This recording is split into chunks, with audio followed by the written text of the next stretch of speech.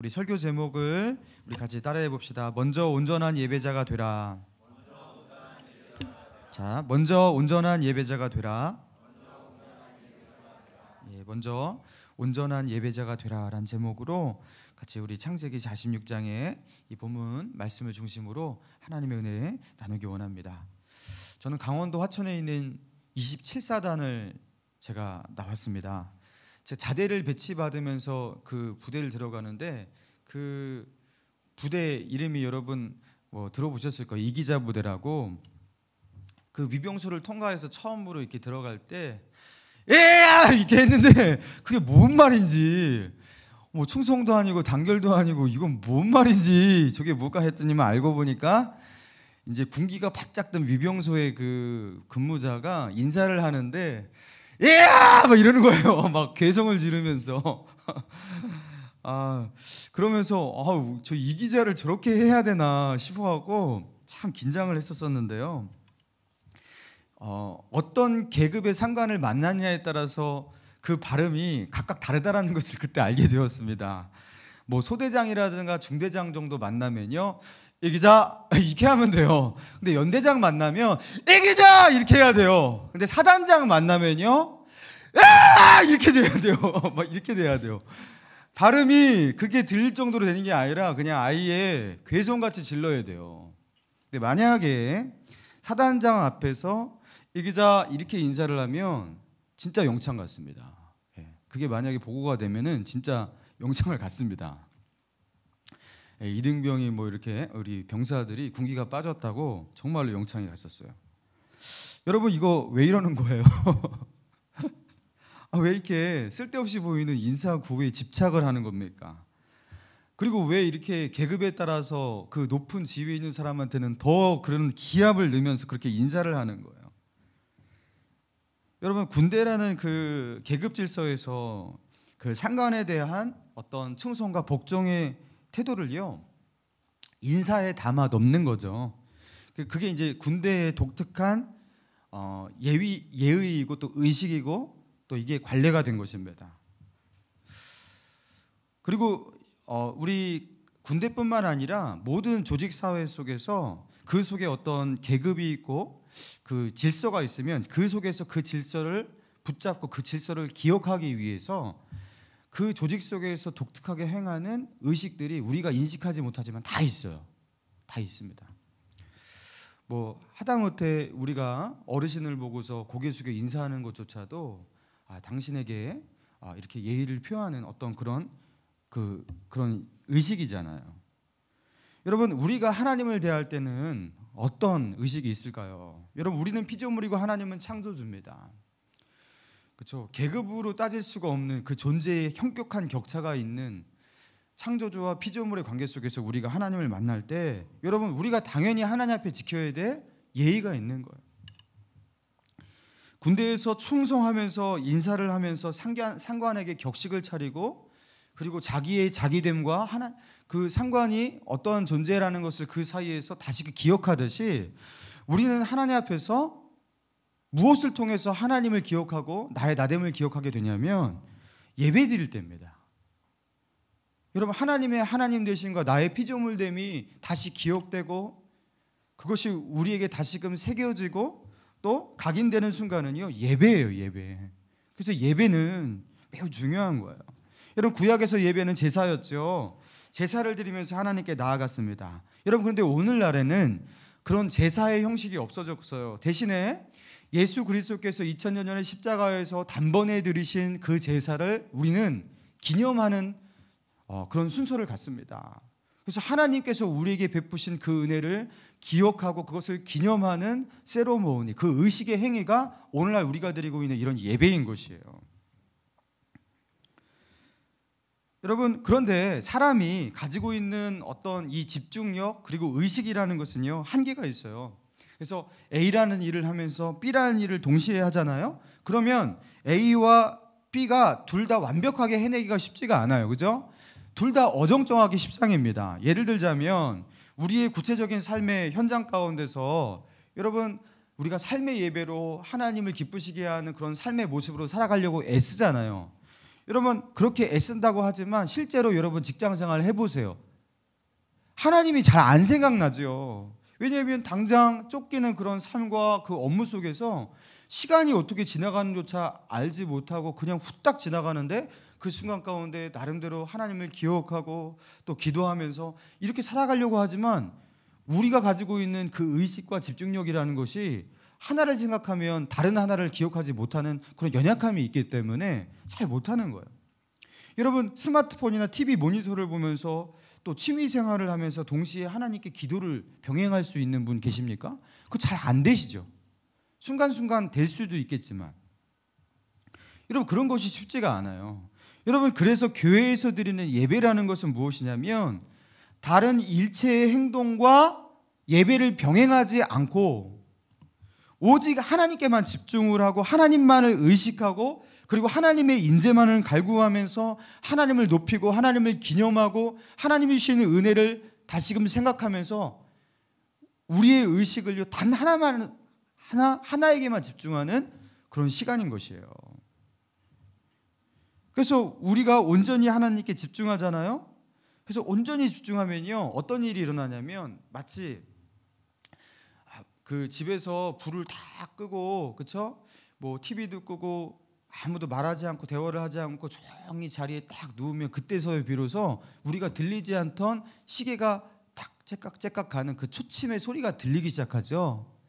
그게 안 들렸는데 불이 켜지고 산만하고 여러 가지 소리가 있을 때는 안 들렸는데 불이 꺼지고 그쵸? 아무것도 보이지 않고 그쵸? 눈을 감으면 비로소 그 소리가 들린단 말이에요. 똑같습니다.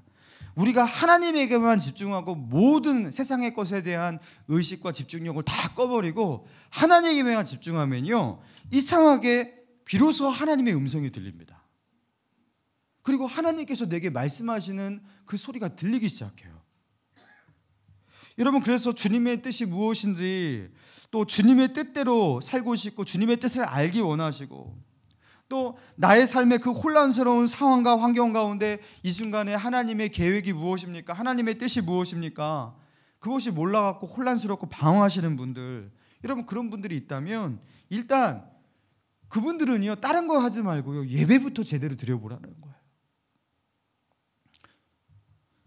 삶이 힘들고 위기 가운데 계십니까? 아브라함과 이삭과 야곱은요 언제나 위기 속에서 예배 드렸어요. 제사를 드렸어요. 그러면서 그 속에서 하나님의 음성을 들으려고 했어요. 여러분 그러면서 예배를 붙들면 여러분 하나님의 음성이 들리고 하나님의 뜻이 깨달아지는 그런 은혜가 있는 거예요. 여러분 우리의 신앙의 선배처럼 먼저 예배자로 서는 저와 여러분 되기를 바랍니다.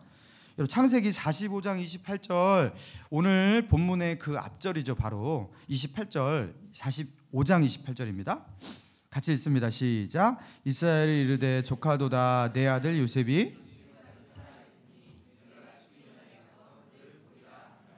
여러분 이 말씀의 맥락이 어떤 건지 여러분 아시죠? 이스라엘은 야곱이잖아요. 야곱이 드디어 요셉이 살아있다라는 소식을 그 요셉의 형들을 통해서 그 애굽에서 그 총리가 되어서 활동하고 있는 그 요셉의 소식을 듣게 된 거예요. 그러니까 요셉이 그 야곱이 얼마나 기쁘겠습니까? 그래서 내가 조카도다 내 아들 요셉이 살아있으니 내가 죽기 전에 가서 그를 보리라 하면서 짐을 다 꾸려 싸고서 이제 애굽을 향해서 떠나려고 했어요. 여러분 그런데 야곱에게는 이내 두려움과 큰 혼란이 다가왔습니다. 그게 무엇이냐면 내가 이렇게 애굽으로 내려가는 게 과연 맞을까라는 고민인 거예요. 자기가 선택한 애굽으로 가자 했던 이 결정이 과연 하나님 앞에서 이게 옳을까? 하나님 앞에 이게 불순종이 아닐까? 이런 큰 영적인 혼란, 자기 선택에 대한 그 확신이 없었습니다. 혼란스러웠습니다. 여러분 그도 그럴 만한 것이 하나님은요 야곱에게 주신 땅, 그 조상에게 약속한 땅은 가나안이라고 여러 번 말씀하셨어요.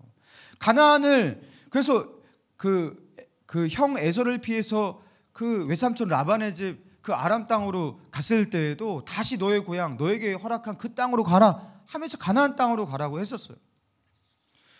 여러분 그리고 그가 세겜 땅에서 그렇죠? 그 시므온과 레위가 큰 사륙을 저지르잖아요. 그 추장이 그 저기 동생 디나를 강간하면서 그 사륙을 저지르고 그들이 큰 위기를 당하게 되었을 때 하나님께서 야곱에게 나타나셔서 말씀하신 것도 내가 너에게 이 땅을 주겠다, 이 가나안 땅은 너희 땅이다, 이렇게 여러 번 말씀하셨단 말이에요. 자, 그리고 자기의 아버지 야곱의 아버지 이삭에게도, 이삭도 가뭄을 똑같이 당한 적이 있었어요. 그때 이삭이 이거 안 되겠다 하고서 애굽 땅에 내려가고 이 가뭄을 낳으려고 그 애굽 땅으로 내려가려고 하는 순간 하나님께서 어떻게 하시냐면 내려가지 말라고 하셨어요. 그리고 이 땅은 너에게 약속한 땅이니까 내려가지 말라, 내가 너에게 명하는 곳에 그냥 거하라, 그렇게 말씀하셨어요. 그러니까 자기가 지나온 삶과 자기 아버지에게 나타나시는 그 하나님의 메시지, 이 모든 것을 정확히 볼 때 가나안 땅은 떠나면 안 되는 땅이에요. 아버지도 기근 때문에 그걸 떠나려고 했는데 자기도 하나님께서 막으셨잖아요. 자기도 기근 때문에 지금 떠나려고 하는 상황, 그리고 요셉도 보고 싶은 상황. 근데 이게 떠나는 게 과연 맞을까? 혼란스러웠던 것입니다. 그리고 하나님이 뜻을 거역하는 것이 될까 봐 두려웠던 거예요. 여러분, 이 두려움이 이제 3절에 이제 알 수 있어요. 3절 보니까 하나님이 이르시되, 46장 3절입니다. 나는 하나님이라 내 아버지의 하나님이니 애굽으로 내려가기를 두려워하지 말라. 두려워하지 말라고 그래요. 두려워하지 말라고. 지금 야곱이요 두려워하고 있던 거예요. 이거 맞나? 그래서 야곱이 자기 집을 떠나 헤브론으로 추정되는 그 자기의 집을 떠나서 브엘세바까지 내려왔어요. 그 브엘세바는 이제 가나안 땅의 마지막 저기예요. 마지막 도시예요. 그 브엘세바를 넘어가면 이제 애굽 땅으로 이제 진입하게 되는 건데, 그 브엘세바에서 이거 너무 이게 혼란하고 고민된 상황이었던 것입니다. 여러분, 그래서 야곱이 그 브엘세바에서 뭐 했습니까? 자, 1절을 같이 한번 읽겠습니다. 시작. 이스라엘이 모든 소유를 이끌고 떠나 브엘세바에 이르러 그의 아버지 이삭의 하나님께 희생 제사를 드리니. 여러분, 야곱이 그 브엘세바에서 결국에 뭐 했습니까? 하나님께 희생 제사를 드렸다. 여러분, 제사는요, 구약 시대의 제사는 다 희생 제사예요. 희생이 없는 제사는 없어요. 그죠? 그러니까 그냥 제사를 말하는 거예요. 하나님께 제사를 드렸습니다. 여러분, 구약 시대에 하나님께 나아갈 수 있는 유일한 방법이자 최선의 방법인, 그리고 하나님을 예배할 수 있도록 하나님께서 제정하신 그 방법인 그 제사로 하나님께 나아가면서 하나님께 예배했어요. 여러분, 그때 어떤 일이 일어납니까? 2절입니다. 읽겠습니다. 시작. 그 밤에 하나님이 이상 중에 이스라엘에게 나타나 이르시되 야곱아 야곱아 하시는지라. 야곱이 이르되 내가 여기 있나이다 하며. 여러분, 야곱이요 거기서 브엘세바에서 하나님께 제사를 드리면서 예배를 드릴 때 그 밤에 하나님께서 이상 중에 나타나서 야곱아 야곱아 말씀하셨어요. 여러분, 그 전까지는 말씀 안 하셨어요. 근데 그 브엘세바에서 하나님께 희생 제사를 드릴 때 이렇게 말씀하셨어요. 이와 비슷한 일이 베델에서도 있었어요. 너는 베델에 가서 나에게 제사를 드리라 해서 베델에서 하나님께 제사를 드릴 때 그때도 똑같이 하나님께서 나타나셔서 예배를 드릴 때 말씀하셨어요. 하나님이 이르시되 나는 하나님이라 내 아버지의 하나님이니 애굽으로 내려가기를 두려워하지 말라. 내가 거기서 너로 큰 민족을 이루게 하리라. 두려워하지 말라고. 이거는 나의 뜻이라고. 이게 나의 뜻이 아닐까, 하나님의 뜻일까 아닐까 고민하고 두려워하지 말라고. 지금 너가 걷는 이 길이 내 뜻이 맞다고 이렇게 말씀하십니다. 그리고 4절, 내가 너와 함께 애굽으로 내려가겠고 반드시 너를 인도하여 다시 올라올 것이며 요셉이 그의 손으로 내 눈을 감기리라 하셨더라. 내가 너와 함께 애굽에 내려갈 것이다. 그리고 너를 다시 이 가나안 땅으로 돌아오게 할 것이다. 그러니까 두려워하지 마 야곱. 그렇게 말씀하셔요. 사랑하는 여러분, 우리의 삶에서도요 야곱과 같이 그런 고민 가운데 빠질 때가 있습니다. 내가 지금 내린 이 결정과 이 선택이 과연 하나님 앞에 옳은 선택일까? 여러분, 그런 고민 많이 하시잖아요. 내가 이렇게 살아가는 것이 과연 하나님의 뜻이 맞을까? 이거 기뻐하실까? 내가 이거 잘하고 있는 것일까? 여러분, 그것이 고민되고 분별이 서지 않아서 여러분 힘들 때가 많으실 거예요. 여러분, 그때 어떻게 해야 하냐는 거예요, 우리가. 여러분, 그때 어떻게 하면 하나님의 뜻을 찾을 수가 있을까요? 여러분, 그때는요 하나님 앞으로 바짝 나가야 되는 거예요. 여러분, 어떻게 해요? 예배함으로 나아가는 겁니다. 하나님을 경배함으로 나아가는 거예요. 하나님께서 내게 베푸신 그 은혜를 기념하고 기억하고 찬양하고 노래하고 하나님에게만 집중하는 시간을요 꽉 붙드는 거예요. 그리고 그 예배 가운데 하나님 당신이 나의 삶의 중심이고 주인입니다 라고 고백하고 선포하면서 예배를 드리잖아요.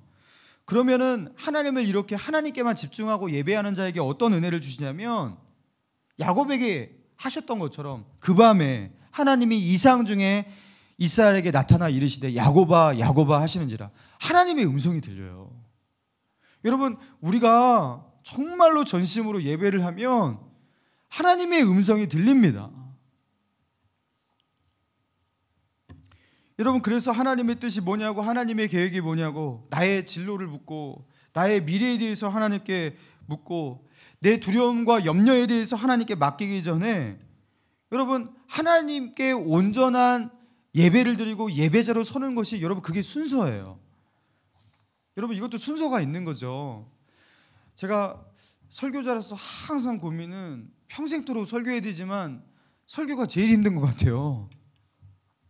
가끔 설교 준비를 하는데 내가 지금 뭐 하는 거냐 이게 하면서 막 이게 콱 막히고 답답하고 숨길 준비가 안 될 때가 있습니다. 그때는 진짜 천국 가고 싶어요. 와 진짜 이거 빨리 사역 끝나고 빨리 천국 가고 싶을 정도로 스트레스가 그렇게 쌓일 때가 있어요. 여러분 그때 설교 준비가 너무 안 되고 어떻게 말씀을 전해야 할지 모를 때 그때 설교 원고를 뒤적거리고 컴퓨터 타이핑을 지웠다가 다시 썼다가 그 책을 이것저것 뒤졌다가 예화를 찾다가 여러분 그런 거 하면 안 되는 거예요. 제가 해보니까 그런 거 하면 안 되더라고요. 여러분 그때 뭐 해야 되냐면 하나님 앞에 나와서 목사가 먼저 하나님 앞에 1대1로 하나님 앞에 예배를 드려야 돼요. 그때 하나님 앞에 나와서 무릎 꿇고 고개를 숙여서 하나님을 경배하고 예배하고 하나님과 함께하는 시간을 갖고 하나님께서 내게 은혜 주시지 않으면 나는 아무것도 할 수 없습니다. 마치 내가 하는 것 같지만 결국에 하나님이 다 하시는 것이고 하나님의 은혜가 아니면 아무것도 할 수 없는 연약한 저입니다. 그렇게 하나님의 하나님 되심을 고백하면서 하나님을 높이며 그렇게 나아가잖아요. 여러분 그럼 신기한 일이 일어나요. 신기한 일이 일어나요. 이제 됐다. 하나님께서 나와 함께 하시고 나와 함께 하실 거야. 여러분 이런 확신이 밑에서부터 쭉 마치 물이 차오르듯이 그렇게 쭉 밀고 올라와요. 그러면은 가자! 그래서 이제 사역의 현장으로 가서 사역을 준비하고 이렇게 그렇게 하면 됩니다. 신방 전화도 하고 그렇게 하면 되는 거예요. 그러면은 이상하게 신기하게 돼요. 여러분 그런데 많은 크리스찬들이 이렇게 혼란스러운 상황, 이게 하나님의 뜻이 무엇인지 혼란스럽고 분별이 안 되고 그렇죠? 뒤죽박죽이고 뭐가 안 될 때 여러분 그때 예배부터 내려놓고 예배부터 실패하는 그런 성도들이 의외로 많습니다. 여러분 왜 그럴까요? 왜 예배부터 안 드릴까요? 예배를 열심히 드리잖아요. 그러면 하나님께서 자기가 원하는 것을 못하게 하실까 봐 두려워하는 사람들이 꽤 있더라고요. 하나님의 음성이 행여나 내 귀에 들리면 내가 원하는 거 못하게 할까 봐 아예 안 듣겠다라는 거예요. 그러니까 오히려 예배를 열심히 잘 안 드려요. 그래서 설교 말씀도 이렇게 하면서 안 듣고 그냥 자기는 자기 뜻대로 하고 싶은 거예요. 예배 밖으로 나가 버립니다. 여러분 그런데 참되게 하나님을 신뢰하고 의지하는 하나님의 사람들은 더 예배의 자리로 나갑니다. 더 전심으로 예배를 합니다. 예배부터 붙들고 보는 거예요. 여러분 욥이 그랬죠. 욥이 영문도 모른 채로 하나님의 그 정말로 어떻게 된 영문인지 하루 만에 그냥 자기의 모든 재산을 잃고 심지어 자기네 자녀들까지 목숨을 다 잃고 그냥 하루아침에 다 망했어요.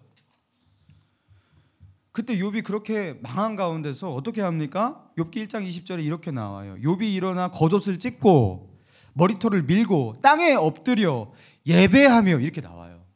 예배하며. 여러분 이 욥이요 그렇게 큰 환난과 재난과 영문도 모를 이해도 되지 않는 그런 어떤 상황과 그 충격과 그 공포의 상황 가운데서 욥이 뭐 했다고요? 자기 겉옷을 찢고 머리를 밀고 난 다음에 하나님을 예배했어요. 그 예배 드리면서 내가 모태에서 알몸으로 나왔은즉 또한 알몸으로 돌아갈지라. 주신 자도 여호와시오 취하신 자도 여호와시니 오직 여호와 이름이 찬송을 받으실지니이다 하면서 하나님을 찬양하고 예배했대요. 여러분, 이거요, 욥이 보통 예배자가 아닌 것입니다. 이거 늘 하나님 앞에 위기의 순간마다 하나님 앞에 예배의 자리로 나가고 철저하게 예배하고, 그죠? 어려울 때마다 더 예배하고, 여러분, 이랬던 욥이기에 정말로 이런 극심한 그 위기의 순간 속에서도 자연스럽게, 그렇죠? 예배 자리로 나가게 됐던 거예요.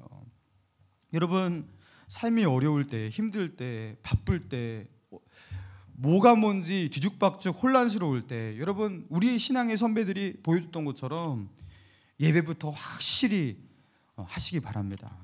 여러분, 제가 그 신일교회 청년부에서 그 사역을 처음 부임하고서 이렇게 청년부 예배를 드리는데, 이제 청년부, 이제 저는 부교육자로서 예배 인원을 보고를 드려야 되거든요. 예배 인원 체크를 해야 되는데, 제가 시기가 힘드니까 임원들에게 부탁한 적이 있었어요. 자, 그래서 임원들 이렇게 누가 한두 명이 이거 예배 인원을 좀 쉬어주라.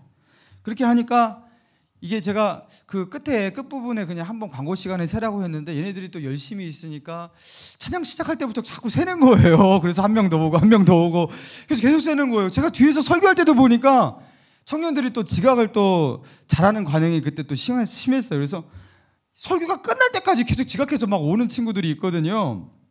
계속 세고 있는 거예요. 손가락으로 이렇게 하면서 세고 있는 거예요.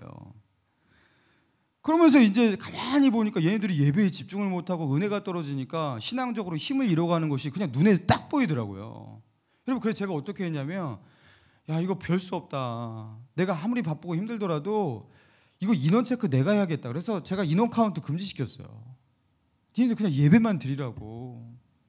임원이라고 이게 섬기고 예배를 위해서 이렇게 사역을 지원하는 어떤 이 사역을 하더라도 자기가 예배를 드리지 못한다면 이거 너무 치명적인 거예요. 여러분, 우리는 나름 착각할 때가 많습니다. 내가 예배를 돕는 사역을 하고 있기 때문에, 하나님을 위해서 사역을 하고 있기 때문에 예배에는 지장이 없을 거라고 생각하는데, 여러분, 천만의 말씀입니다. 제가 이제 전도사 부목사로 있을 때, 그때 이제 많은 경우 교육자가 방송실에 많이 들어가잖아요. 제가 방송 장비를 만지면서 음향 장비라든가 이렇게 PPT 탁탁 넘기는 거, 그거 단순한 것 같은데 그거 넘기는 것 때문에도요, 그 예배에 대한 집중이 현저히 떨어져요. 진짜 현저히 떨어져요. 정말 이렇게 앞에서 나와 예배하는 것과 뒤에서 예배하는 것은 많은 차이가 있습니다. 그 영적인 집중력이 떨어지는 거는요, 그 피할 수가 없더라고요. 그래서 여러분, 예배는 가능한 사역과 분리하시는 게 좋아요. 사역을 병행하면서 예배하기보다 예배는 그냥 예배 자체로 그냥 예배에 집중하는 게 훨씬 좋습니다. 왜냐하면 우리가 가지고 있는 의식과 집중력이 한계가 있어서 그래요. 둘 다 하기가 너무나 힘든 거예요. 여러분, 프랑스의 혁명가이자 무신론자였던 볼테르, 이 볼테르가요, 그런 말을 했었어요. 기독교를 죽여버리기 위해서는 주일을 폐지해야 한다. 그 정말로 주일 폐지 운동을 하고 주일 폐지를 위해서 그가 노력했습니다. 주일만 없어져서 주일날 예배 못 드리게 하면 기독교는 이 땅에서 사라질 것이다. 여러분, 이거 무신론자인 볼테르의 말이었는데, 이거 무신론자의 말이지만 이거 정확하게 맞는 말입니다. 주일이 없어지고 우리가 주일날 모여서 예배하는 이런 하나님 앞에서의 경건의 룰이 파괴되잖아요. 약화되잖아요. 그러면은 금방 우리는 힘을 잃고 성도들의 믿음은요, 죽게 되는 것입니다. 여러분, 인간은 망각의 동물이라고 하죠. 그런데 이 망각이라는 것이 영적인 부분도 동일하게 일어나요. 하나님 앞에 은혜를 받으면 그 은혜라는 것이 안 잊혀질 것 같은데 금방 잊혀집니다. 하나님의 은혜도 매우 빠르게 망각합니다. 여러분, 그래서 주일 예배라는 것은 무엇이냐면, 다시 하나님의 은혜를 기억하고 다시 십자가와 부활의 진리를 기억하고 나를 구원하신 하나님의 은혜를 내 가슴에 새기고 기념하면서 망각에 굴복하지 않으려는 마지막 마지노선이고 최종 물러서지 못할 방어선인 것이에요. 여러분, 아무 다른 것을 양보하더라도 그래서 예배를 양보하시면 안 되고, 특히 주일 예배를 사수하도록 노력하셔야 되는 거예요. 제가 예전에 예전에 주일날 오전 예배가 있고 저녁 예배가 있었어요. 오후 예배가 아니라 저녁 예배가 있었어요. 그죠? 저녁 예배를 보통 뭐 7시, 7시 반에 드렸었는데 그때 청년 시절에 그 예배를 이제 드리는 건 당연한 거고 항상 이렇게 청년들이 모자라고 봉사인원이 모자라니까 뭐 성가대면 성가대, 뭐 주일학교면 주일학교 다 투입돼서 청년들이 봉사하던 그런 시절이었어요. 그래서 뭐 아침에 일찍 일어나갖고 이제 8시부터 막 가갖고 이제 성가대 막 노래도 못 부르는데 막 거기서 막 연습하고 막 그러면서 성가대 쓰고 그거 끝나면 바로 이제 뭐 주일학교 들어가갖고 봉사하고 그리고 그거 끝나면 점심 먹고 점심 끝나면 바로 성가대 다시 연습하고 그거 끝나면 뭐 청년부 예배 드리고 막 이렇게 반복되는 거 아니겠습니까? 그리고 청년부 속으로 끝나면 이제 4시 5시 돼요? 그러면은 집에 가고 싶어져요. 엄마가 보고 싶어져요. 그때쯤 되면은 너무 외롭고 그리고 일주일이 너무 힘들었어요. 그래갖고 그렇게 되는데 7시에 저녁 예배가 있는데 그때부터 이제 유혹이 시작입니다. 예배를 한 번 더 드리고 갈 것인가 아니면 여기서 그냥 집에 갈 것인가. 여러분 그 고민 속에서 항상 유혹이 있었거든요. 근데 대부분 저는 유혹을 이겨서 예배를 또 드리고 갔었습니다. 근데 어느 날에는 진짜 피곤해요. 그래서 진짜 집에 가고 싶어요. 그런데 그래도 내가 예배를 드려야지 주일날. 그래갖고 예배를 드리는데 안 되겠어요. 이게 마음이 안 되겠어요. 그래갖고 제가 그럴 때는 예배드리기 30분 전에 미리 가갖고 거기서 기도해요. 하나님, 제가 이렇게 예배드리기를 사모하지를 않는데 회개합니다 하면서 여기서 기도를 하고 딱 앉잖아요. 그러면 신기해요. 하나님께서 예배 드리기 전에 저의 예배를 다 받으신 것 마냥, 그렇죠? 그 예배를 준비하는 그 기도 속에서 하나님께서 저의 마음을 만져주시고 뭐 벌써부터 막 눈물이 터져 나오고, 그리고 예배 드릴 때 그때는 어떻게 그렇게 하나님의 음성이 잘 들리는지, 그냥 이렇게 아까 그 야고바 하시는지라 하면은 하면서 울면서 벌써 뭐 하나님께서 이렇게 부르셔서 나도 이렇게 부르시는 것 같아 막 이러면서 하나님의 은혜가, 이 말씀이 나에게 막 들려지기 시작하는데, 여러분 설교자를 너무 정죄할 필요 없으세요. 여러분 은혜 있잖아요. 그냥 얼굴만 봐도 은혜가 됩니다. 하나님의 감격에 젖어 있으면요, 여러분 그냥 은혜가 돼요. 여러분 그렇게 하나님의 음성이 막 들려지는데, 저의 진로에 대한 고민 때문에 힘들어할 때는 또 그거에 대한 하나님의 말씀, 또 내가 어떻게 선택해야 될지 그 분별력을 주시는 하나님의 은혜, 여러분 그런 것들이 항상 제가 예배를 사수하려고 할 때 하나님께서 주셨던 그런 기억이 있습니다. 사랑하는 여러분, 참된 예배자가 되시기 바랍니다. 여러분 주님을 위해서 내가 이것도 하고 저것도 하겠습니다. 내가 하나님을 위해서 이런 비전도 있고요, 이런 사역의 비전과 계획이 있어요. 하나님 기쁘시죠? 하나님 좋으시죠? 이렇게 하나님께 나아갈 때 때로 하나님은 우리에게 이렇게 말씀하실 때가 있어요. 아무개야, 먼저 내 앞에서 온전한 예배자가 되어주지 않을래? 예배는 우리의 인생의 본질이고 기초고, 그리고 하나님께 나아가는 아주 기본되는 것이기 때문에 이것을 건너뛰어서 우리가 주님을 위해서 이것도 하겠습니다, 저것도 하겠습니다, 여러분 하나님은 그것을 이렇게 원하지 않습니다. 사랑하는 여러분, 예배는 내가 일하는 게 아니라 하나님이 일하시게 만드는 최고의 사역입니다. 예배는 내 힘으로 일하지 않고 하나님께서 역사하시게 만드는 성도가 드릴 수 있는 최고의 기도이고, 또 이 시대를 향한 최고의 중보인 것이에요. 사랑하는 여러분, 먼저 온전한 예배자로 세워지는 저와 여러분 되기를 주님의 이름으로 축원합니다.